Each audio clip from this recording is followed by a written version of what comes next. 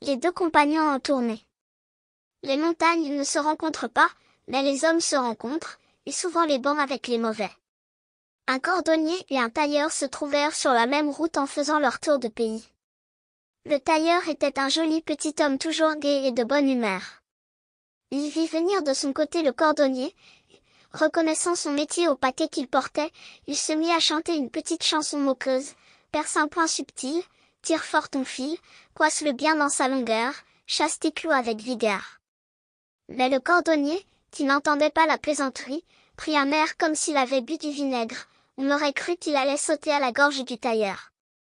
Heureusement le petit bonhomme lui dit en riant et en lui présentant sa gourde, « Alain, c'était pour rire, bois un coup et ravale ta bile. » Le cordonnier but un grand trait, et l'air de son visage parut revenir un peu au beau. Il rendit la gourde au tailleur en lui disant, « J'y ai fait honneur.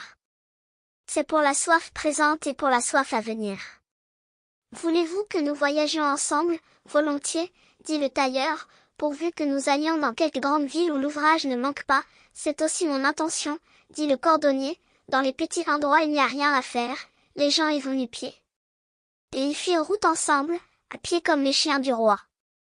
Tous deux avaient plus de temps à perdre que d'argent à dépenser. Dans chaque ville où ils entraient, ils visitaient les maîtres de leur métier. Comme le petit tailleur était joli et de bonne humeur, avec de gentils joues roses, on lui donnait volontiers de l'ouvrage. Souvent même, sous la porte, la fille du patron lui laissait prendre un baiser par-dessus le marché. Quand il se retrouvait avec son compagnon, sa bourse était toujours la mieux garnie. Alors, le cordonnier, toujours grognon, allongeait encore sa mine en grommelant, « Il n'y a de la chance que pour les coquins. » Mais le tailleur ne faisait qu'en rire, et il partageait tout ce qu'il avait avec son camarade. Dès qu'il sentait sonner dessous dans sa poche, il faisait servir du meilleur, et les gestes de sa joie faisaient sauter les verres sur la table. C'était, chez lui, lestement gagné, lestement dépensé. Après avoir voyagé pendant quelque temps, ils arrivèrent à une grande forêt par laquelle passait le chemin de la capitale du royaume. Il fallait choisir entre deux sentiers, l'un offrant une longueur de 7 jours, l'autre de 2 jours de marche, mais ils ne savaient ni l'un ni l'autre quel était le plus court. Ils s'assirent sous un chêne et tinrent conseil sur le parti à prendre et sur la quantité de pain qu'il convenait d'emporter. Le cordonnier dit, « On doit toujours pousser la précaution aussi loin que possible, je prendrai du pain pour 7 jours. » « Quoi ?» dit le tailleur, traînait sur son dos du pain pour 7 jours comme une bête de somme. « À la grâce de Dieu, je ne m'en embarrasse pas. L'argent que j'ai dans ma poche vaut autant en été qu'en hiver, mais en temps chaud le pain se dessèche et moisit. Mon habit ne va pas plus bas que la cheville, je ne prends pas tant de précautions. Et d'ailleurs, pourquoi ne tomberions-nous pas sur le bon chemin? 2 jours de pain, c'est bien assez. » Chacun d'eux fit sa provision, et ils se mirent en route au petit bonheur. Tout était calme et tranquille dans la forêt comme dans une église. On n'entendait ni le souffle du vent, ni le murmure des ruisseaux, ni le chant des oiseaux, et l'épaisseur du feuillage arrêtait les rayons du soleil. Le cordonnier ne disait mot, courbé sous sa charge de pain, qui faisait couler la sueur sur son noir et sombre visage. Le tailleur, au contraire, était de la plus belle humeur, il courait de tous côtés, sifflant, chantant quelques petites chansons, et il disait, « Dieu, dans son paradis, doit être heureux de me voir si gai. » Les 2 premiers jours se passèrent ainsi, mais le 3e, comme ils ne voyaient pas le bout de leur route, le tailleur, qui avait consommé tout son pain, sentit sa gaieté s'évanouir. Cependant, sans perdre courage, il se remit à sa bonne chance et à la grâce de Dieu. Le soir, il se coucha sous un arbre avec la faim, et il se releva le lendemain sans qu'elle fût apaisée. Il en fut de même le 4e jour, et pendant que le cordonnier dînait, assis sur un tronc d'arbre abattu, le pauvre tailleur n'avait d'autre ressource que de le regarder faire. Il lui demanda une bouchée de pain, mais l'autre lui répondit en ricanant, « Toi qui étais toujours si gai, il est bon que tu connaisses un peu le malheur. Les oiseaux qui chantent trop matin, le soir l'épervier les croque. » Bref, il fut sans pitié. Le matin du 5e jour, le pauvre tailleur n'avait plus la force de se lever. À peine si dans son épuisement, il pouvait prononcer une parole, il avait les joues pâles et les yeux rouges. Le cordonnier lui dit, « Tu auras un morceau de pain, mais à condition que je te crèverai l'œil droit. » Le malheureux, obligé d'accepter cet affreux marché pour conserver sa vie, pleura des deux yeux pour la dernière fois, et s'offrit à son bourreau, qui lui perça l'œil droit avec la pointe d'un couteau. Le tailleur se rappela alors ce que sa mère avait coutume de lui dire dans son enfance, quand elle le fouettait pour l'avoir surpris dérobant quelques friandises: il faut manger tant qu'on peut, mais aussi souffrir ce qu'on ne saurait empêcher. Quand il eut mangé ce pain qui lui coûtait si cher, il se remit sur ses jambes et se consola de son malheur en pensant qu'il y verrait encore assez avec un œil. Mais le 6e jour la faim revint, et le cœur lui défaillit tout à fait. Il tomba le soir au pied d'un arbre. Le lendemain matin, la faiblesse l'empêcha de se lever. Il sentait la mort venir. Le cordonnier lui dit: je veux avoir pitié de toi et te donner encore un morceau de pain, mais pour cela je te crèverai l'œil qui te reste. Le pauvre petit homme songea alors à sa légèreté qui était cause de tout cela, et il demanda pardon à Dieu et dit: fais ce que tu voudras, je souffrirai ce qu'il faudra. Mais songe que si Dieu ne punit pas toujours sur l'heure, il viendra cependant un instant où tu seras payé du mal que tu me fais sans que je l'ai mérité. Dans mes jours heureux, j'ai partagé avec toi ce que j'avais. Pour mon métier les yeux sont nécessaires.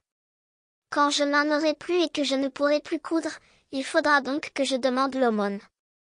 Au moins, lorsque je serai aveugle, ne me laisse pas seul ici, car j'y mourrai de faim. Le cordonnier, qui avait chassé Dieu de son cœur, prit son couteau et lui creva l'œil gauche. Puis il lui donna un morceau de pain, et lui tendant le bout d'un bâton, il le mena derrière lui. Au coucher du soleil, ils arrivèrent à la lisière de la forêt, et devant un gibet. Le cordonnier conduisit son compagnon aveugle jusqu'au pied des potences. L'abandonnant là, il continua sa route tout seul. Le malheureux s'endormit accablé de fatigue, de douleur et de faim, et passa toute la nuit dans un profond sommeil. À la pointe du jour, il s'éveilla sans savoir où il était. Il y avait 2 pauvres pêcheurs pendus au gibet, avec des corbeaux sur leur tête. Le premier pendu se mit à dire: frère, dors-tu? Je suis éveillé, répondit l'autre. Sais-tu, reprit le premier, que la rosée qui est tombée cette nuit du gibet sur nous rendrait la vue aux aveugles qui s'en baigneraient les yeux? S'ils le savaient, plus d'un recouvrerait la vue, qui croit l'avoir perdue pour jamais. Le tailleur, entendant cela, prit son mouchoir, le frotta sur l'herbe jusqu'à ce qu'il fût mouillé par la rosée, et en humecta les cavités vides de ses yeux. Aussitôt ce que le pendu avait prédit se réalisa, et les orbites se remplirent de 2 yeux vifs et clairvoyants. Le tailleur ne tarda pas à voir le soleil se lever derrière les montagnes. Dans la plaine devant lui se dressait la grande capitale avec ses portes magnifiques et ses 100 clochers surmontés de croix étincelantes. Il pouvait désormais compter les feuilles des arbres, suivre le vol des oiseaux et les danses des mouches. Il tira une aiguille de sa poche et essaya de l'enfiler. En voyant qu'il y réussissait parfaitement, son cœur sauta de joie. Il se jeta à genoux pour remercier Dieu de sa miséricorde et faire sa prière du matin, sans oublier ces pauvres pêcheurs pendus au gibet et ballottés par le vent comme des battants de cloche. Ses chagrins étaient loin de lui. Il reprit son paquet sur son dos et se remit en route en chantant et en sifflant. Le premier être qu'il rencontra fut un poulain bébrun qui paissait en liberté dans une prairie. Il le saisit au crin, et il allait monter dessus pour se rendre à la ville, mais le poulain le pria de le laisser. Je suis encore trop jeune, ajouta-t-il, tu as beau n'être qu'un petit tailleur léger comme une plume, tu me romprais les reins, laisse-moi courir jusqu'à ce que je sois plus fort. Un temps viendra peut-être où je pourrai t'en récompenser, va donc, répondit le tailleur, aussi bien je vois que tu n'es qu'un petit sauteur. Il lui donna un petit coup de houssine sur le dos, le poulain se mit à ruer de joie et à se lancer à travers champs en sautant par-dessus les haies et les fossés. Cependant le tailleur n'avait pas mangé depuis la veille. Mes yeux, se disait-il, ont bien retrouvé le soleil, mais mon estomac n'a pas retrouvé de pain. La première chose à peu près mangeable que je rencontrerai y passera. En même temps il vit une cigogne qui s'avançait gravement dans la prairie. Arrête, lui cria-t-il en la saisissant par une patte, j'ignore si tu es bonne à manger, mais la faim ne me laisse pas le choix, je vais te couper la tête et te faire rôtir. Garde-t'en bien, dit la cigogne, je suis un oiseau sacré utile aux hommes, et personne ne me fait jamais de mal. Laisse-moi la vie, je te revaudrai cela peut-être une autre fois. Eh bien donc, dit le tailleur, sauve-toi, commère au long pied. La cigogne prit son vol et s'éleva tranquillement dans les airs en laissant pendre ses pattes. Qu'est-ce que tout cela va devenir? Se dit-il, ma faim augmente et mon estomac se creuse cette fois, le premier être qui me tombe sous la main est perdu. À l'instant même il vit deux petits canards qui nageaient sur un étang. Ils viennent bien à propos, pensa-t-il, et en saisissant un, il allait lui tordre le cou. Mais une vieille canne, qui était cachée dans les roseaux, courut à lui le bec ouvert, et le pria en pleurant d'épargner ses petits. Pense, lui dit-elle, à la douleur de ta mère, si on te donnait le coup de la mort, sois tranquille, répondit le bon petit homme, je n'y toucherai pas, et il remit sur l'eau le canard qu'il avait pris. En se retournant, il vit un grand arbre à moitié creux, autour duquel volaient des abeilles sauvages. Me voilà récompensé de ma bonne action, se dit-il, je vais me régaler de miel. Mais la reine des abeilles, sortant de l'arbre, lui déclara que, s'il touchait à son peuple et à son nid, il se sentirait à l'instant percé de 1000 piqûres, que si, au contraire, il les laissait en repos, les abeilles pourraient lui rendre service plus tard. Le tailleur vit bien qu'il n'y avait encore rien à faire de ce côté-là. 3 plats vides, et rien dans le 4e, se disait-il, cela fait un triste dîner. Il se traîna, exténué de faim, jusqu'à la ville, mais, comme il y entra à midi sonnant, la cuisine était toute prête dans les auberges, et il n'eut qu'à se mettre à table. Quand il eut fini, il parcourut la ville pour chercher de l'ouvrage, et il en eut bientôt trouvé à de bonnes conditions. Comme il savait son métier à fond, il ne tarda pas à se faire connaître, et chacun voulait avoir son habit neuf de la façon du petit tailleur. Sa renommée croissait chaque jour.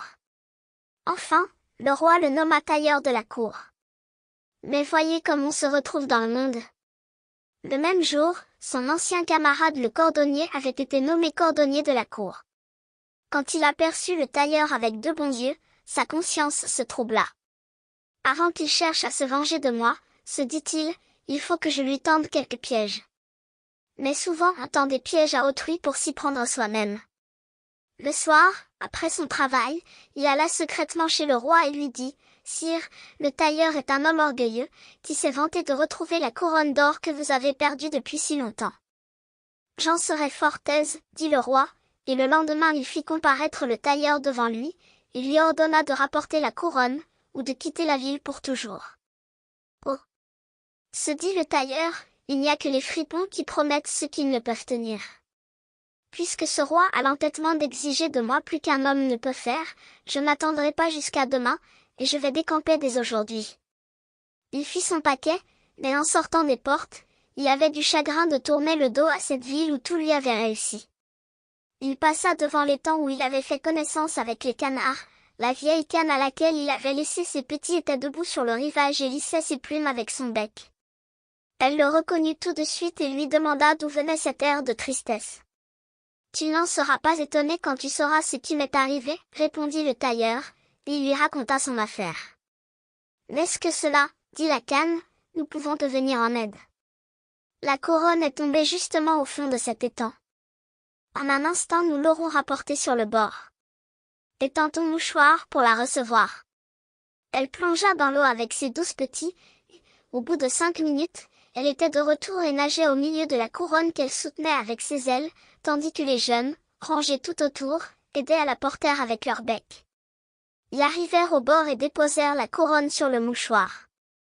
Vous ne sauriez croire combien elle était belle, elle étincelait au soleil comme un million d'escarboucles.